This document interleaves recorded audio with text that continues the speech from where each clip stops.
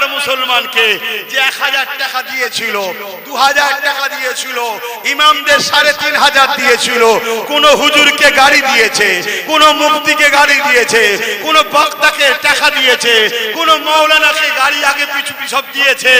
এবারে দেখা যাক এরা ওই জালিম সরকারের পক্ষে থাকে না আমার ওয়াকাফের জন্য এর বিরুদ্ধে থাকে। এই পরীক্ষা আল্লাহ আমাদের নিচ্ছে।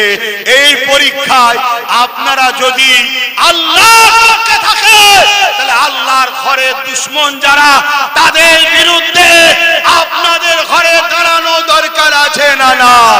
হাত তুলে সাক্ষী দেন, হাত তুলে লম্বা করে সাক্ষী দেন। দাঁড়াবেন, দাঁড়াবেন, আল্লাহ দুশমনদের বিরুদ্ধে দাঁড়াবেন। যদি দাঁড়াতে পারেন দুদিন কষ্ট আল্লাহ নেবে পরীক্ষা, আগামী দিন আপনাদের হাতে আল্লাহ পাওয়ার তুলে দেবে। জোরে বলুন সুবহানাল্লাহ। আর যদি দাঁড়াতে না পারেন, আজকে গলায় বেল নেই, বিনা বেলে দুধের গায়, কালকে গলায় বেল দিয়ে ঘোরানো হবে। শুনছো তো নাকি? হ্যাঁ, আমার কথা পছন্দ হচ্ছে না? কি গো বলবেন তো? আমার কথা পছন্দ হচ্ছে না? আগে যা বলেছি ঘটেছে না ঘটেনি? 2020-তে বলেছিলাম নাগরিকত্ব চলে যাবে, 2022-এও বলেছিলাম হারা কমসে কম 30টা জায়গায় আমি দাঁড়িয়েছিলাম, আমাকে দিলিনি, বাকি জায়গায় না হয় দিতিস, 30টা জায়গায় আমাকে দিলি না। আফসোস করে বলেছিলাম একটা দিন আসছে তোদের নাগরিকত্ব ভোটার তালিকা থেকেও বাদ চলে যাবে। আজকে দিচ্ছে না, দেয়নি, কিন্তু এখনো একটা ঝলক গেছে। একদিনে আমি এটাও বলেছিলাম একদিনে সবাইকে মারবে না, একদিনে সবার বাদ দিলে তোরে বাবা বিরাট বড় সংখ্যা, সরকার টেকাতে পারবে নাকি? সরকার কি লড়াই করে পারবে নাকি সামনাসামনি? এজন্য অল্প অল্প বাদ দিচ্ছে, 25,000 30,000 করে বাদ দিয়েছে। বাকি কোনো বেশ ভালোই আছেন, মনে করছেন যে আমাদের নাম তো রয়েছে, আর এরপরে আবার একদিন হবে আবার 25-30,000। কথা মাথায় ঢুকছে? এখনো সময় আছে আল্লাহর পক্ষে শয়তানের বিরুদ্ধে দাঁড়াতে হবে না? হবে না? তুই রাজনীতি করছিস, রাজনীতি করবি না, আমার অসুবিধে নাই, কিন্তু আমার কোরআন শেষ হয়ে যাবে বলছিস কেন? কথা বলে কোরআন শেষ হয়ে যাবে, কথা বলে যে বলেছে শেষ হয়ে কোরআন শেষ হয়ে যাবে, সে শেষ হবে না? হবে না? হবে না? হবে না? আপনারা যদি সবাই মিলে তার পক্ষে থাকেন, তারপরও আমার আল্লাহ ওকে ফেরাউন নমরুদের মতো শেষ করবে না? করবে না? শেষ করবে। কিন্তু ওর পক্ষে যারা থাকবে তাদেরকে আল্লাহ শেষ করবে না? করবে। আমি একটু পক্ষে আর বিপক্ষে একটা ছোট উদাহরণ দেব, শুনবেন? ওই যে কাবা শরীফে আব্রাহা বাদশাহ ঘর ভাঙতে এসেছিল, আল্লাহর ঘর কাবাকে, জানেন তো? আল্লাহর ঘর ভাঙতে এসেছিল আব্রাহা বাদশাহ। অনেক বড় কথা, আব্রাহা বাদশাহ যে হাতির পিঠে চেপে এসেছিল, ওই হাতি কিন্তু মক্কার কাছে এসে যখন তাবু করে, আমার রাসূলুল্লাহ দাদা একবার দেখা করতে গেছিল আব্রাহা বাদশার কাছে। কি জন্যে? 200 উটকে বন্দী করেছিল, নিতে গেছিল। শুনছেন তো? আব্রাহা বাদশা ভাবছে রাসূলুল্লাহ দাদাকে একটুখানি আমার সৈন্যগুলো একবার দেখিয়ে দিই, যাতে ভয় খায়। বুঝতে পারছেন তো? যেমন মাঝে মাঝে বাইক বাহিনী হয় না, ভয় খাওয়াবার জন্য। কথা বুঝলেন? ভয় খাওয়াবার জন্য বাইক বাহিনী এলেই শুধু প্লাগটাকে খুলে ফেলবে, আগে টেনে প্লাগটা খুলে নেবে। কথা বুঝছেন? তারপরে বাহিনী ঠান্ডা হয়ে যাবে। তো যে কথা বলছিলাম, রাসূলুল্লাহ দাদাকে যখন ওই হাতিটা দেখতে নিয়ে যাচ্ছে, সে বুনো হাতি, বিশাল তার গর্জন, বিরাট চেহারা।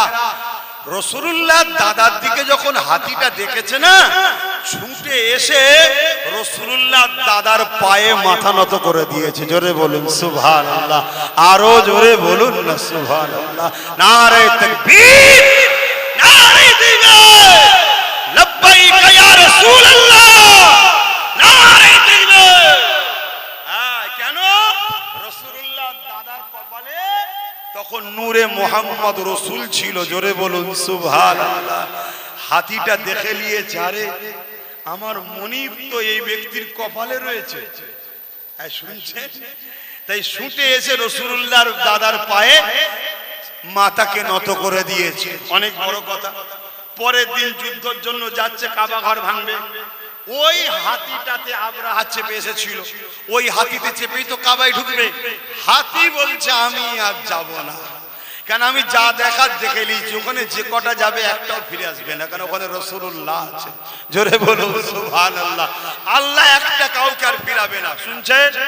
যার দিলে রাসূলুল্লাহ আছে তার সাথে যে লাগবে আল্লাহ তাকেও ছেড়ে দেবে না। দিলে রাসূলকে ঢুকাও, দিলে রাসূলকে ঢুকাও। আর রাসূল যার দিলে থাকবে সব কিছুর আগে কম্পিটিশন যখনই হবে, দুনিয়া সবকিছুকে তুচ্ছ করবে, রাসূলুল্লাহকে আগে প্রাধান্য দেবে। জোরে বলুন সুবহানাল্লাহ। তো ভাইরা আমার, তোই হাতি কিছুতে যখন যাচ্ছে না, আবরাহা তো ব্যাপারটা বুঝতে পারেনি, ফাটা কপালে মরার সময় হয়েছে। তো ও বাকি সব হাতি টাতি সৈন্য টৈন্য নিয়ে আর কাবার দিকে রওনা হয়েছে। বাকি সব জানেন, আবরাহা বাদশাকে একা মেরেছে না তার সাথী সবাইকে মেরেছে। জোরে বলে, আজকে আমাদের মসজিদ ভাঙছে দিদি মুদি, এদেরকে একা শেষ হবে না, এদের সাথীগুলোকেও শেষ করবে আল্লাহ। শুনছেন? বাংলার মুসলমান বলো, মসজিদের দুশ্মন দিদি মুদির সাথে থাকবে, মাদ্রাসার দুশ্মন দিদি মুদির সাথে থাকবে, কবরস্থান ঈদগাহ খানকার দুশ্মন দিদি মুদির সঙ্গে থাকবে। দিদি বলেন হুজুর রাজনীতি করছেন কেন? বেশ করছি রাজনীতি, আমার ইসলাম আমাকে করার ইজাজত দিয়েছে। যদি মুসা নবী ফেরাউনের মতো জালিম শাসকের বিরোধী করতে পারে, ইব্রাহিম নবী যদি জালিম অত্যাচারী নমরুদ শাসকের বিরোধী করতে পারে, মুহাম্মদ রাসূলুল্লাহ যদি রোম পারস্য কিসরা কাইসার জালিম শাসকদের বিরোধী করতে পারে, ইমামে হোসেন পাক যদি এজিদের মতো জালিম শাসকের বিরোধী করতে পারে, তাদের গোলাম আমি আজকে দিদি মুদি জালিম শাসকের বিরুদ্ধে থেকে প্রমাণ দিচ্ছি, আমি এমন করে মুসা নবীর দিকে, ইব্রাহিম নবীর দিকে, মুহাম্মদ রাসূলুল্লাহর দিকে, আমি হোসাইনের দিকে। জোরে বলুন সুবহানাল্লাহ, জোরে বলুন সুবহানাল্লাহ।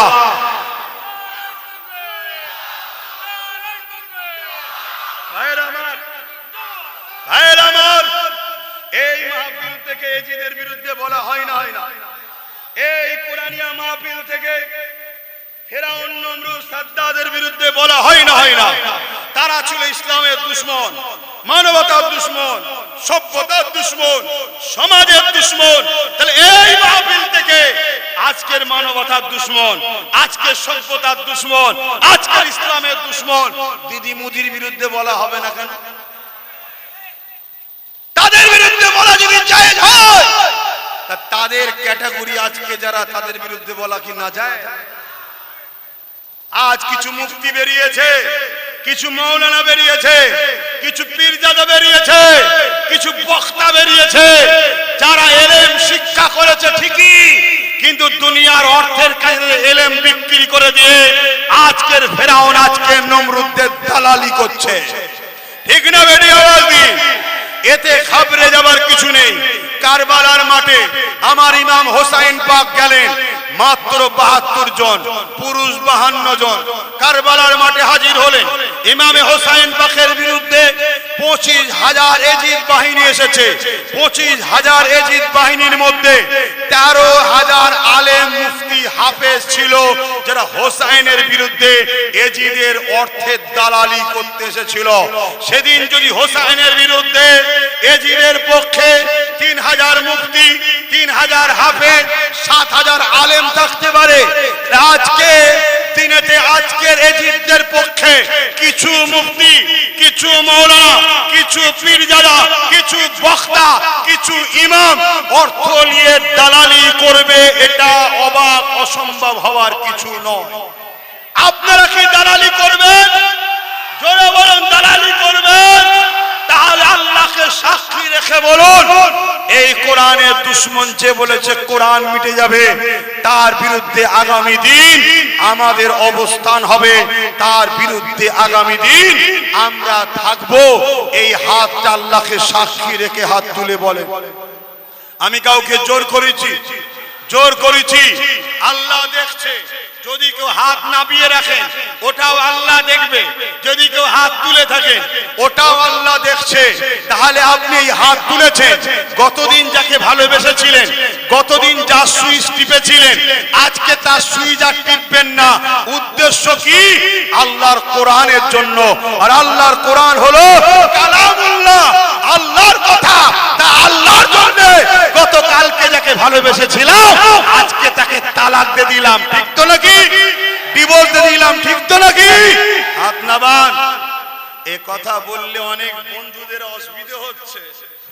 যদি দূরে কেউ শুনে থাকো, মুসলমান দাবি করো, সময় থাকতে থাকতে পরিবর্তন হও। যদি বলো প্রকাশ্য পরিবর্তন হতে পারছি না, চাপে আছি, সাথে থাকো, মিশে থাকো, সব জায়গায় থাকো। সুইচ টিপার দিনটা কোরআনের দুশমনের বিরুদ্ধে দিয়ে দাও, ওয়াকাবের দুশমনের বিরুদ্ধে দিয়ে দাও, দিয়ে প্রমাণ করে দাও যে আমি আল্লাহর পক্ষে, কোরআনের পক্ষে, ওয়াকাবের পক্ষে। তাই আমার ওয়াকাবের বিরুদ্ধে যে তার বিরুদ্ধে আমি। ঠিক বলছি তো নাকি? হ্যাঁ হ্যাঁ, এটা বুঝাবার ডিউটি আছে না নাই? এটা বুঝানোর জন্য আমার দুশমন বাড়লো না? বলবেন তো? এবার এই দুশমনের ভয়ে যদি আমি বলি দরকার নেই বাবা, শুধু বাবারা বাবারা বাবারা রসগোল্লা খেলাও, সুন্নত হয়ে যাবে, এই করে যদি চলে যায় আল্লাহ দেখবে না? তাহলে আমায় ছেড়ে দেবে নাকি? খুব খেয়েছিলিস, লোক তোর পিছনে ঘুরেছিল, তোর জলসায় এসেছিল, তোর কৃতিত্ব ছিল না, তোর বাপের কৃতিত্ব ছিল গো। লোক তো জড়ো করেছে আমি আল্লাহ, তোর পিছনে ভাইজান ভাইজান করে ছুটেছিল লোক, এটা আমি করিয়েছিলাম। কি আল্লাহ করেছে নাকি? তোমাদের সঙ্গে আমার মহব্বত কে করিয়েছে? আল্লাহ। তা আমার মসজিদের হয়ে বললি না কেন? আমার কোরআনের হয়ে বললি না কেন? আল্লাহ ধরবে না? তাই আমি একটু বললাম, কার কার কষ্ট হলো গো? আচ্ছা, যদি কষ্ট হয় কি জন্য কষ্ট হবে? না, আপনি দিদি মুদির বিরুদ্ধে বললেন, আমরা তো দিদি মুদিকে ভালোবাসি তাই কষ্ট হয়েছে। ও তাই নাকি? তুমি যদি দিদি মুদিকে ভালোবাসো, তার বিরুদ্ধে বললে যদি তোমার কষ্ট হয়, তাহলে আমি আল্লাহর কোরআন ভালোবাসি, রসুল ভালোবাসি, আল্লাহ ভালোবাসি, দিন ভালোবাসি। তোর দিদি মুদি যখন আমার কোরআনের আল্লাহর বিরুদ্ধে বলবে, আমার কষ্ট হবে না? হবে না? কথা মাথায় ঢুকেছে? তা তোর ভালোবাসা নিয়ে তুই জাহান্নামে জানা, আর আমার ভালোবাসা জান্নাতের মালিক। জোরে বলুন সুবহানাল্লাহ। আমি তাদের সাথেই থাকবো। আপনারা আমার সাথে থাকবেন? হাত তুলে আরেকবার সাক্ষী দেন, থাকবেন? থাকবেন? হাত নাবা। তাহলে একটু সালামটা দিয়ে লি একবার, ইয়া নবী সালাম।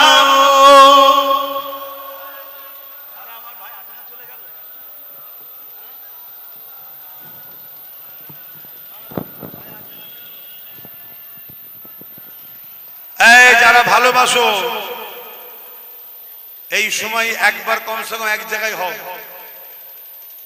যে যেখানে আসো চলে আসো, কাছে চলে আসো, ওপর থেকে নেমে আসো। এবারে কেউ যদি ভালোবাসার নামে নাটক করে থাকো, দূরে থাকো। যে জানি কাছে আবার কি বলে হাত তুলবে কোনো ঠিক নেই, দূরে থাকে। তোমাদের হাত তুলতে অসুবিধা আছে? হ্যাঁ, তাহলে দূরে থাকো। আর যদি বলো যে না আমরা তো আছি, তাহলে নেবে আসো, নেবে আসো। মহব্বত শুধু মুখে বললে হবে না, মহব্বতের প্রমাণ দিতে হবে, তাই তো নাকি? আজকে তোমাদের নাগরিকত্ব কেড়ে নিচ্ছে, আর আমি যদি বলি বাবা আমি তোমাদের সাথে নেই, তাহলে কি মহব্বত রইল? তোমাদের সাথে থাকতে হবে না? হবে না? সাথে আছি না? না। আমার ভাই নওশাদ তোমাদের হয়ে সুপ্রিম কোর্টে কেস চালাচ্ছে না চালাইনি? আমাদের ভাই তোমাদের হয়ে এই যাতে এসআইএল মানুষকে হ্যারাসমেন্ট না করা হয় তার জন্য প্রতিবাদ সভা আন্দোলন লড়াই করেছে না করেনি? তারপরে আজকে যখনই কোনো বিপদ হয় তখনই আমার ভাই বা আমি কম বেশি চেষ্টা করে তোমাদের পাশে দাঁড়িয়েছি না দাঁড়াইনি? আর যদি না দাঁড়াই ভালোবাসা মুখের বলে তো লাভ নেই। আচ্ছা বলুন তো, আপনার আব্বাকে দুটো ছোট বড় কেউ গালিগালাজ করবে আর আপনি যদি বাপের পাশে না দাঁড়ান, যে গালিগালাজ দিচ্ছে তার পাশে দাঁড়ান, তাহলে আপনি বাপকে বেশি ভালোবাসলেন না তাকে যে গালি গেলে তাকে? এই তো নাকি? তাহলে যদি সবার ক্ষেত্রে এই হয়, তাহলে যে আমার মসজিদ মাদ্রাসাকে মিটাতে চায়, আমি যদি তার পক্ষে থাকি তাহলে আমি আল্লাহ রসুলের পক্ষে না আল্লাহ রসুলের দুশ্মনের পক্ষে? যে দুশ্মনের পক্ষে থাকবে সে কিয়ামত দিন জান্নাত পাবে তো? কবরে ঢোকো না, তোমার তো এমনি রেশন চুরি করার হিসাব হবে, আরো অনেক হবে। দাঁড়াও, খুব বড় বড় কথা বলছো, কবরে ঢোকো, এখনো সময় আছে, শুধরে যাও, তওবা তিল্লাহ করো, পরিবর্তন হও, নাই হারে হারে বুঝিয়ে দেবে আল্লাহ। কত দাদা ঠান্ডা হয়ে গেছে, ফেরাউনের মতো লাশ, নমরুদের মতো শয়তান ইন্টারন্যাশনাল পুরো পৃথিবীর রাজা ছিল, ঠান্ডা হয়েছে না হয়নি? হ্যাঁ, সব ঠান্ডা আল্লাহ করে দিয়েছে। কি নাম? চিঙ্গিস খান। চিঙ্গিস খান পৃথিবীর আতঙ্কের নাম চিঙ্গিস খান। সেই চিঙ্গিস খানকে আল্লাহ ঠান্ডা করেছে না করেনি? হালাকু খান মুসলমানদেরকে এত মেরেছে, আমাদের রক্তে দাজলা নদীর পানি লাল হয়ে গেছে, তাকেও আল্লাহ ঠান্ডা করেছে না করেনি? মনে রেখে দিও, দুদিনের দুনিয়া, লোভে পড়ে জাহান্নামী না হয়ে যাও, এটা মাথায় রেখে চল। সংসার করো, রাজনীতি করো, কারবার করো, দুনিয়াদারি করো, করতে হবে, এসেছিল দুনিয়াদারি করার জন্য, কিন্তু যেন জাহান্নামী না হয়ে যায় ওটা মাথায় রাখবে। আমি দাঁড় করিয়েছি আপনাদেরকে সালাম পড়াবো বলে, তার আগে আমি একটা ছোট্ট সাক্ষী লব। নাম্বার 1, 1 নম্বর ম্যান, যে কোরআন শেষ হয়ে যাবে বলে, যে ওয়াকফ নিয়ে বাংলায় আন্দোলন গুলোগুলি করলে সব থেকে বড় শত্রু আমি হব, দিল্লি গিয়ে আন্দোলন করো। 1 নম্বর ম্যানের বক্তব্য, 1 নম্বর ম্যানের বক্তব্য। নুপুর শর্মা এক চরিত্রহীন জালিম, আমার রাসূলুল্লাহর পাক আহলিয়ালে যখন নোংরা কথা বলেছিল, এই 1 নম্বর ম্যান বলেছিল, আমরা আন্দোলন যখন করেছিলাম, বাংলায় আন্দোলন নয়, ট্রেন ধরে দিল্লি চলে যাও, মনে আছে তো নাকি? এই 1 নম্বর ম্যানটাই গত কয়েকদিন আগে বলল, মসজিদে মসজিদে জুম্মার দিনে ইমামরা যেন উস্কানিমূলক বক্তব্য না দেয়। আল্লাহর ঘর ও ইমামদের অপমান করা হলো না? হলো না? এই 1 নম্বর ম্যান বিজেপির ওয়াকফ আইনকে মেনে নিয়ে পশ্চিম বাংলার ওয়াকফ সম্পত্তি বিজেপির হাতে তুলে দিল। এই ব্যক্তিটা হলো 1 নম্বর ম্যান, একদিকে রাখলাম। আর একজন 2 নম্বর ম্যান, যে ওয়াকফকে বাঁচাবার জন্য সুপ্রিম কোর্টে আজও কেস চালাচ্ছে, ওয়াকফ বাঁচাতে গিয়ে আন্দোলন করতে গিয়ে তার সাথী সহ একাধিক ছেলে জেলে গেছে। 3 নম্বর কথায় 1 নম্বর 2 নম্বর ম্যানটাই আবার সাধারণ পিছিয়ে পড়া সর্বধর্মের গরিব মানুষের হয়ে আওয়াজ তুলতে গিয়ে 42 দিন পর্যন্ত জেল খেটেছে। এই একদিকে রাখলাম 2 নম্বর ম্যানটাকে, একদিকে রাখলাম 1 নম্বর ম্যানটাকে। আপনারা আমার ভালোবাসার বাপ ভাই, আমি কোন পক্ষে থাকবো একটু ফয়সালা আপনারা করে দেন। 1 নম্বর না 2 নম্বর? 2 নম্বর হলে দুটো আঙুল তুলে দেখান, আঙুল লম্বা করে তুলে রাখেন। আপনারা ভালোবাসেন তো, তাই আপনাদের থেকে পরামর্শ নিচ্ছি, 1 নম্বরে থাকবো না 2 নম্বরে? 2 নম্বরে। আচ্ছা, আপনারা কার সাথে থাকবেন, 1 নম্বরে না 2 নম্বরে? আপনারাও 2 নম্বরে। এই 1 নম্বর ম্যানটা হলো মমতা ব্যানার্জি, আর 2 নম্বর ম্যানটা হলো নওশাদ সিদ্দিকী। নাম শোনার পরে এবারে বলেন 2 নম্বরে থাকবেন? 2 নম্বর ম্যানটার সাথে থাকবেন? 2 নম্বর ম্যানটার সাথে থাকবেন? কি গো মুরব্বী, থাকবেন না? ভয় যাচ্ছে নাকি হাত তুলতে? 2 নম্বর ম্যানটার সাথে থাকবেন। কিন্তু 2 নম্বর ম্যানটার সঙ্গে থাকলে সে একা যখন ছিল পুরো বাংলার প্রত্যেকটা অন্যায়ের প্রতিবাদ করেছে। তার সাথে যদি আপনারাও এই জায়গাটাকে দেন, আরো শক্তি বাড়বে না কমবে? বাস আমি 2 নম্বরের সাথে আছি, 2 নম্বর ম্যানের সাথে। আপনারা থাকবেন তো? ঠিক বলছেন? আরো একবার জোর করলাম, আল্লাহকে সাক্ষী রেখে বলেন নওশাদের সাথে কারা আছেন? নওশাদের সাথে কারা আছেন? হাত তুলে সাক্ষী দেন। কথা দিচ্ছেন? 500, 1000, 2000-এ বিক্রি হয়ে যাবেন না তো? কোন চমকানো ধমকানো? এদেশ কারো বাবা কালী সম্পত্তি নয়, এদেশে কারো দয়াতে বেঁচে নাই। কেউ যদি একটা চক্ষু দেখায় তাকে 2টো চোখ দেখাবেন, কারণ এদেশ আমাদের মেহনতের বিনিময়ে এসেছে। ঠিক না বেটি? হাত নামাও। আমার ভোট নিয়ে আমার মসজিদ ভাঙবে, আমার ভোট নিয়ে আমার ভাইকে কেস দেবে, আমার ভোট নিয়ে আমার কোরআন শেষ হয়ে যাবে বলবে। আবার যখন আমি আন্দোলন করব তুমি বলবে 1-2টো কেস দিয়ে সাইজ করে দেব, তোকে খোদা সাইজ করে দেবে। চিন্তার কোনো কারণ নেই। তো যাই হোক, সব তো বুঝলাম, আসেন একটু সালাম দিয়ে এলি। একটা ভয় রয়ে গেল, কি? সবই ঠিক আছে, দিনের শেষে কানে এসে কি বলবে? বিজেপি চলে আসবে বলবে তো নাকি? আচ্ছা বলুন, এখানে বিজেপি কোনোদিন আসতে পারবে? তাহলে এই জায়গায় ঘাবড়াবার তো বিষয় নেই। ঠিক না বেটি? তারপরে এই বিষয়টা ছোট্ট করে একটু বলে শেষ করব, সালামটা একটু দিয়ে নি। ইয়া নবী সালাম, ইয়া রাসূল সালাম, ইয়া হাবিব সালাম, সালাওয়াতুল্লাহ পড়িল আল্লাহ আরবানি, পোহালো দুঃখে রজনী,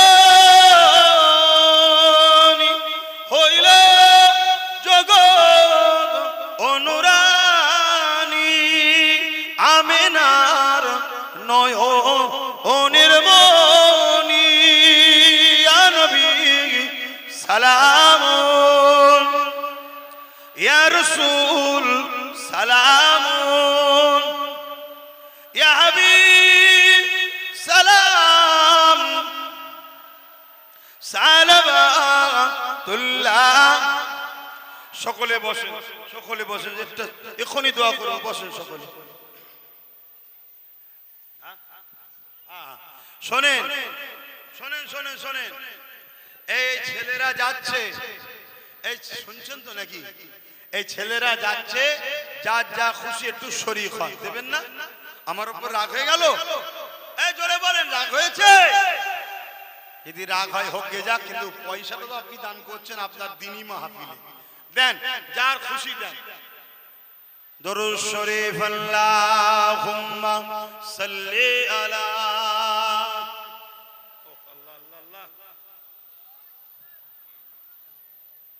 চাদর দাও না।